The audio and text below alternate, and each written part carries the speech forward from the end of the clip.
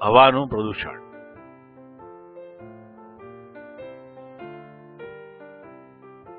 શિવમ અને શરણમ બે ખાસ મિત્રો હતા. શિવમ ગામડામાં રહેતો હતો અને શરણમ શહેરમાં રહેતો હતો. વેકેશનમાં શિવમ તેના મિત્ર શરણમના ઘરે શહેરમાં ગયો.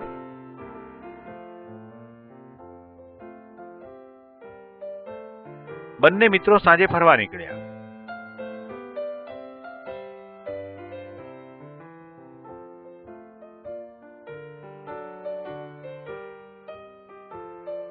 શિવમે જોયું તો રસ્તા ઉપર ચારે બાજુ વાહનો પૂર ઝડપે દોડતા હતા.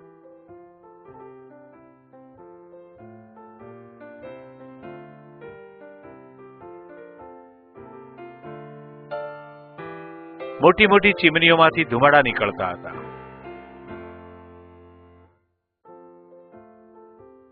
શિવમને ખૂબ જ ગરમીનો અનુભવ થયો. આંખ અને નાકમાં બળતરા થવા લાગી. બંને મિત્રો થોડા સમય આગળ આગળ ચાલતા હતા.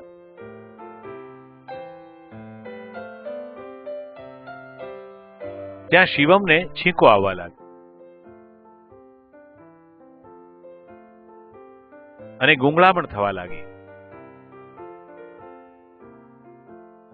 વિદ્યાર્થી મિત્રો, તમને ખબર છે શિવમને આમ કેમ થતું હશે?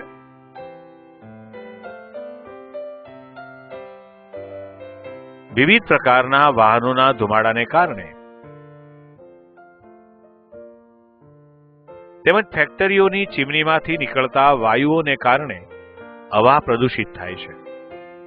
પર્યાવરણ માટે હાનિકારક હોય તેવા ફેરફારને હવાનું પ્રદૂષણ કહે છે.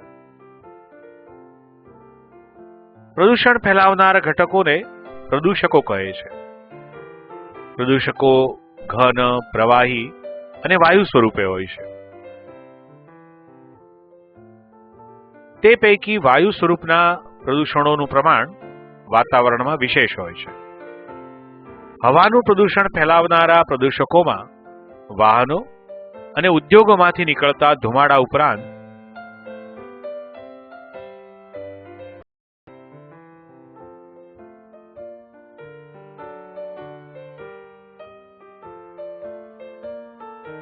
પદાર્થનું કૌભાંડ, રજકણો, વિકિરણો અને સજીવોનો ઉચ્છ્વાસ જેવા પરિબળો પણ ભાગ ભજવે છે.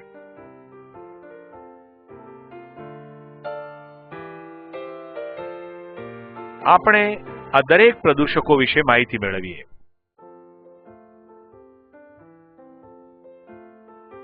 મોટા શહેરોમાં સ્કૂટર, મોટર, ટ્રક, રિક્ષાઓ વગેરે વાહનોમાંથી નીકળતા ધુમાડા હવામાં પ્રદૂષણ ફેલાવે છે.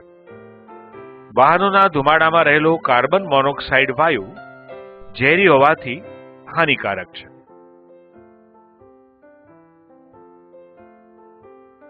હવે તો જેટ વિમાન,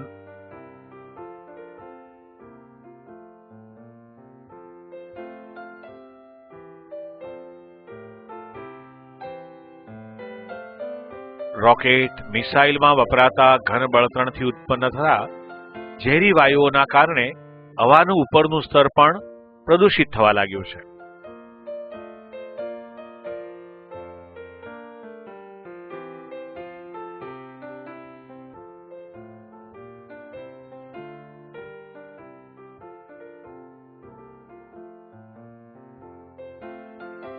વળી ઉદ્યોગોના કારણે હવાનું પ્રદૂષણ ખૂબ વધી ગયું છે. ઉદ્યોગોમાં રાસાયણિક પદાર્થો વપરાતા હોય છે, જેના કારણે કાર્બનના રજકણો, carbon monoxide, sulphur dioxide, hydrogen sulphide જેવા ઝેરી વાયુઓ ઉત્પન્ન થાય છે.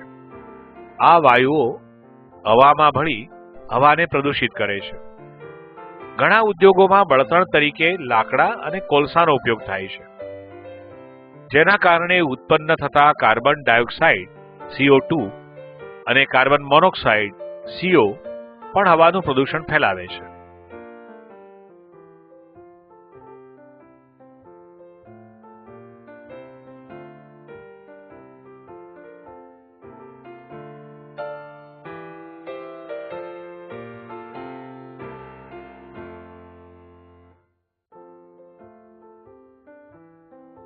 આ ઉપરાંત બગડી ગયેલા શાકભાજી,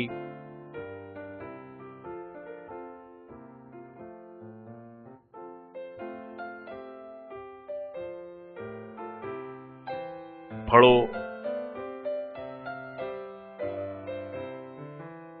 અને ખોરાક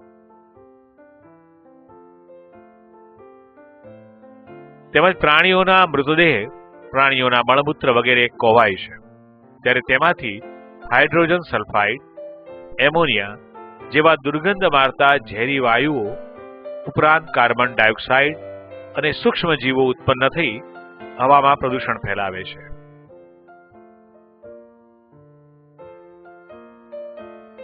હવામાં ધૂળના રજકણો, કાર્બનના કણો, ફૂલની પરાગરજ, વાળ, ઊન કે રૂના બારીક તાંતણા તથા સિમેન્ટ અને ચૂનાનું ઉત્પાદન કરતા ઉદ્યોગોમાંથી ઉડતા રજકણો હવામાં ભળી પ્રદૂષણ ફેલાવે છે.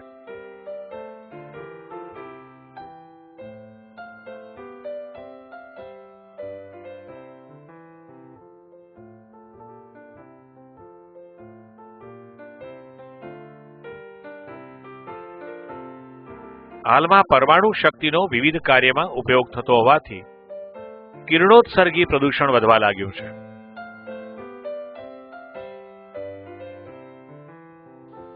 પરમાણુ બોમ્બ જેવા શસ્ત્રોના પ્રયોગથી વાતાવરણમાં હાનિકારક વિકિરણો ફેલાય છે.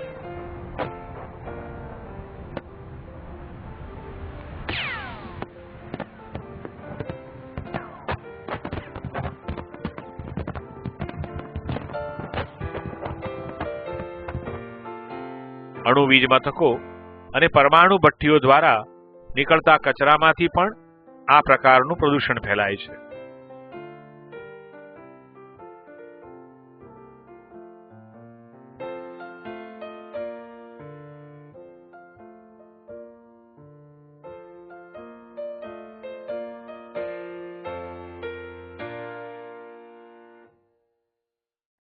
સજીવો ઉચ્છ્વાસમાં કાર્બન ડાયોક્સાઇડ વાયુ બહાર કાઢે છે.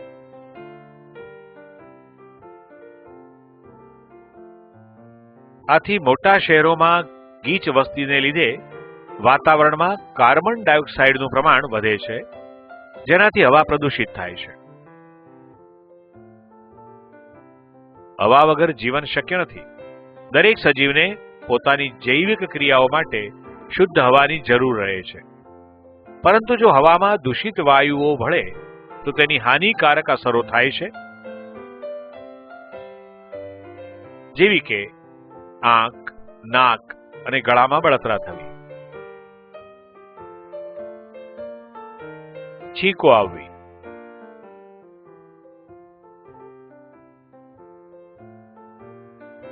ભારે ધાતુઓ શ્વાસ મારફતે શરીરમાં દાખલ થાય છે અને ઝેરી અસરો ફેલાવે છે. શ્વાસ લેવામાં મુશ્કેલી પડે છે.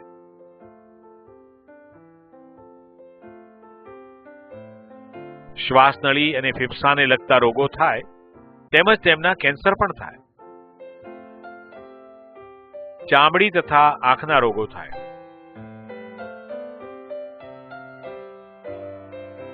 રુધિરના દબાણમાં વધારો થાય.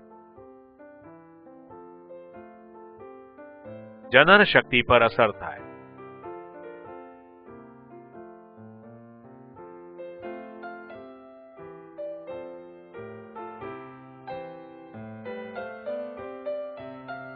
કાર્બન ડાયોક્સાઇડનું પ્રમાણ વધવાથી ગ્રીનહાઉસ અસર થાય. વાતાવરણમાં ભેજનું પ્રમાણ વધવાને કારણે શુષ્ક સ્વરૂપે વાતાવરણમાં રહેલા વાયુઓ જેવા કે સલ્ફર ડાયોક્સાઇડ, નાઇટ્રોજન ડાયોક્સાઇડ વગેરે ભેજમાં દ્રાવ્ય થઈ સલ્ફ્યુરિક એસિડ અને નાઇટ્રિક એસિડ બનાવે છે, જે વરસાદના પાણી સાથે જમીન પર પડે છે. તેને એસિડ વર્ષા કહે છે. પૃથ્વી પર એસિડ વર્ષાના કારણે સજીવોને, પ્રાચીન સ્મારકો અને ઇમારતોને નુકસાન થાય છે. આ ઉપરાંત હવાના પ્રદૂષણથી વનસ્પતિના પર્ણો, પુષ્પો અને ફળ ખરી પડે છે તથા વનસ્પતિની વૃદ્ધિમાં ઘટાડો થાય છે. હવે આપણે કાર્બન ચક્ર વિશે સમજ મેળવીએ. સજીવ શરીરની રચના બનાવતા બધા જ કાર્બનિક સંયોજનોના બંધારણમાં કાર્બન મૂળ ઘટક છે. વાતાવરણમાં કાર્બન ડાયોક્સાઇડ વાયુનું મુખ્ય સંગ્રહકર્તા કાર્બન ચક્ર છે. વાતાવરણમાં કાર્બન ડાયોક્સાઇડનું પ્રમાણ 0.04% છે. લીલી વનસ્પતિ સૂર્યપ્રકાશની હાજરીમાં પ્રકાશ સંશ્લેષણની ક્રિયા દ્વારા વાતાવરણમાંના કાર્બન ડાયોક્સાઇડનો ઉપયોગ કરી ખોરાક બનાવે છે, જેનો ઉપયોગ પ્રાણીઓ ખોરાક તરીકે કરે છે.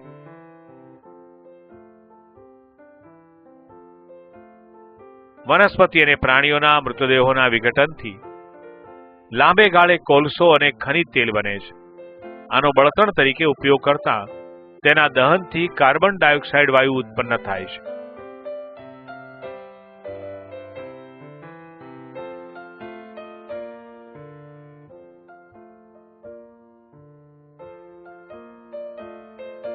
સજીવો ઉચ્છ્વાસમાં કાર્બન ડાયોક્સાઇડ વાયુ બહાર કાઢે છે. વાહનો અને કારખાનાના ધુમાડાથી હવામાં કાર્બન ડાયોક્સાઇડ આવે છે. આમ લીલી વનસ્પતિની પ્રકાશ સંશ્લેષણની ક્રિયામાં વાતાવરણનો કાર્બન ડાયોક્સાઇડ વપરાય છે અને સજીવોના ઉચ્છ્વાસ દ્વારા અને બળતણના દહનથી કાર્બન ડાયોક્સાઇડ વાતાવરણમાં પાછો આવે છે. આ રીતે હવામાં કાર્બન ડાયોક્સાઇડનું પ્રમાણ જળવાઈ રહે છે. આને કાર્બન ચક્ર કહે છે.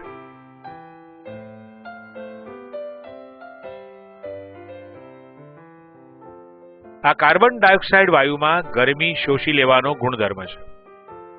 સૂર્યપ્રકાશ જ્યારે પૃથ્વી પર આવે છે ત્યારે પૃથ્વીની સપાટી પ્રકાશને શોષી લઈ તેનું ગરમીમાં રૂપાંતર કરે છે. જ્યારે પૃથ્વીએ શોષેલી સૂર્યની ગરમી પાછી ફેંકાય છે ત્યારે તે ગરમી વાતાવરણમાં રહેલો કાર્બન ડાયોક્સાઇડ વાયુ શોષી લે છે. આથી વાતાવરણમાં ગરમીનું પ્રમાણ જળવાઈ રહે છે. પરંતુ હાલમાં કાર્બન ડાયોક્સાઇડનું પ્રમાણ વધ્યું હોવાથી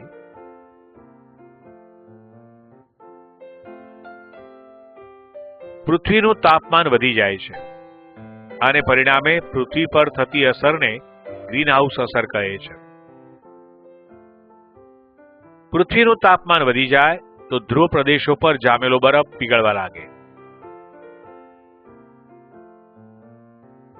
પરિણામે હિમનદીઓમાં પૂર આવે, સમુદ્રની પાણીની સપાટી ઊંચી આવે. તેથી સમુદ્ર કિનારાના વિસ્તારો, શહેરો અને ગામડાઓ પાણીમાં ડૂબી જાય.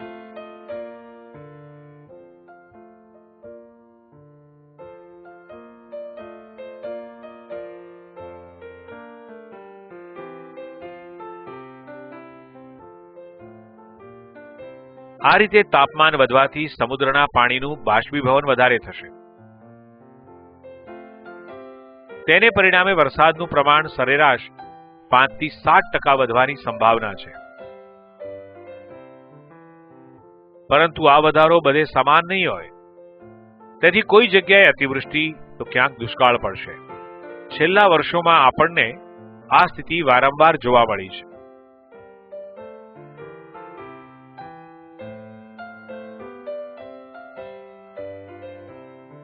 આ વધનારા તાપમાનના પરિણામે શિયાળા ઉનાળાની ઋતુના દિવસો બદલાઈ ગયા છે.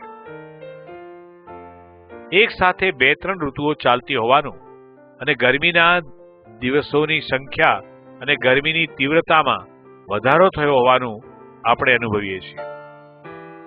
હવે આપણે એસિડ વર્ષા અને તેની અસર જોઈએ.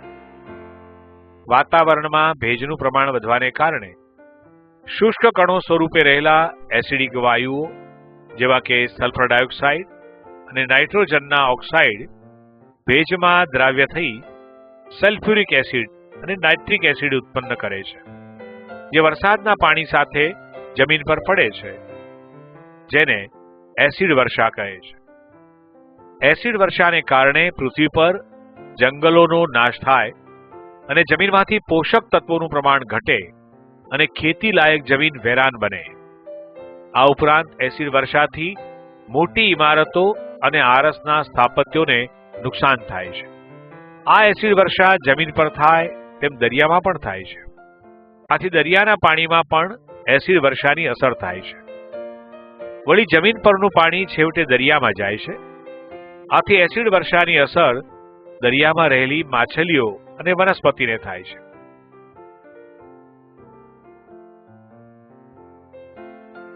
આપણે જાણીએ છીએ કે હવાના પ્રદૂષણથી કેટલીક હાનિકારક અસરો થાય છે. આથી હવાનું પ્રદૂષણ અટકાવવાનો પ્રયત્ન કરવો જોઈએ. કેટલાક કુદરતી પરિબળો દ્વારા હવાનું પ્રદૂષણ અટકે છે તે પરિબળોની ચર્ચા કરીએ.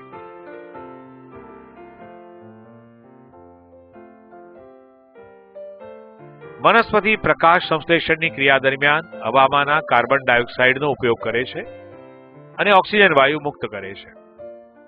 આ રીતે વનસ્પતિઓ હવામાં કાર્બન ડાયોક્સાઇડનું પ્રમાણ ઘટાડે છે અને ઓક્સિજનનું પ્રમાણ વધારે છે, જેથી પ્રદૂષણનું પ્રમાણ ઘટે છે. તેવી જ રીતે વરસાદના પાણીમાં કાર્બન ડાયોક્સાઇડ જેવા વાયુઓ ઓગળે છે.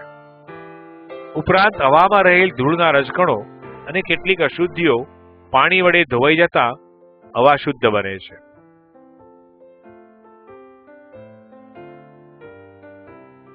આ ઉપરાંત પવનના કારણે પ્રદૂષિત હવા દૂર ઘસડાઈ જાય છે અને તેની જગ્યાએ શુદ્ધ હવા આવે છે. આમ જે તે જગ્યાએ પ્રદૂષિત હવાનું પ્રમાણ ઘટે છે. ત્યારબાદ સૂર્યપ્રકાશ પણ હવાનું પ્રદૂષણ ઘટાડવામાં ભાગ ભજવે છે. સૂર્યપ્રકાશની ગરમીને કારણે પ્રદૂષિત હવામાં રહેલા સૂક્ષ્મજીવો નાશ પામે છે, જેથી હવા શુદ્ધ થાય છે. આ ઉપરાંત આપણે કેટલાક ઉપાયો અજમાવી હવાનું પ્રદૂષણ અટકાવવું જોઈએ. જેવા કે વૃક્ષો કપાતા અટકાવી વધુ વૃક્ષો વાવવા જોઈએ અને તેમનું જતન કરવું જોઈએ. વાહનોમાં ભેળસેળ વિનાના બળતણ અને એન્જિન ઓઇલનો ઉપયોગ કરવો જોઈએ. રાંધવા માટે બાયોગેસ, રાંધણ ગેસનો ઉપયોગ વધારી લાકડા, છાણા અને કોલસાનો ઉપયોગ ઘટાડવો જોઈએ. સૂર્ય ઉર્જાથી ચાલતા solar cooker, solar water heater કે સોલર સેલનો ઉપયોગ વધારવો જોઈએ. ગોબર ગેસ પ્લાન્ટ વધુને વધુ સ્થાપવા જોઈએ. કારખાના મિલોમાં પ્રદૂષણ નિયંત્રણના નિયમોનું ચુસ્તપણે પાલન કરાવવું જોઈએ. કાર્યક્ષમ અને નિર્ધૂમ ચૂલા બનાવી તેનો ઉપયોગ કરવો જોઈએ. વાહનોમાં બળતણનું પૂર્ણ દહન થાય અને ધુમાડો ખૂબ જ ઓછો નીકળે તેવી વ્યવસ્થા કરવી જોઈએ. આ ઉપરાંત વાહનોનું પીયુસી કરાવવું જોઈએ. હવે પીયુસી વિશે સમજ મેળવીએ. પીયુસી એટલે pollution under control. Motorcycle, scooter, રિક્ષા જેવા વાહનો હવામાં પ્રદૂષણ ન ફેલાવે તે માટે એન્જિનની ચકાસણી કરાવી યોગ્યતાનું પ્રમાણપત્ર મેળવવું પડે છે. આને પીયુસી કહે છે. આવા વાહનો બળતણ તરીકે પેટ્રોલ કે ડીઝલનો ઉપયોગ કરે છે. વાહનોના એન્જિન અને તેમાં વપરાતા બળતણની ચકાસણી કરી તે નિશ્ચિત માત્રા કરતાં વધુ પ્રદૂષણ પેદા કરતા ન હોય તો તેમને પીયુસી આપવામાં આવે છે. પીયુસી મેળવેલા વાહનો હવામાં નિશ્ચિત માત્રા કરતાં વધુ પ્રદૂષણ ફેલાવતા નથી. આથી પ્રદૂષણ નિયંત્રણમાં રહે છે. આ પ્રદૂષણને નિયંત્રણમાં રાખવા માટે પેટ્રોલ કે ડીઝલ કરતાં સીએનજીનો ઉપયોગ કરવો વધુ યોગ્ય છે. સીએનજીના દહનથી પ્રમાણમાં ઓછા હાનિકારક વાયુઓ ઉત્પન્ન થાય છે અને ધુમાડાનું પ્રમાણ ઘટે છે. વળી SO2 અને NO2 સલ્ફર ડાયોક્સાઇડ અને નાઇટ્રોજન ડાયોક્સાઇડનું વાતાવરણમાં પ્રમાણ ઘટે છે. આથી વાહનોમાં બળતણ તરીકે સીએનજીનો ઉપયોગ વધુ સારો છે.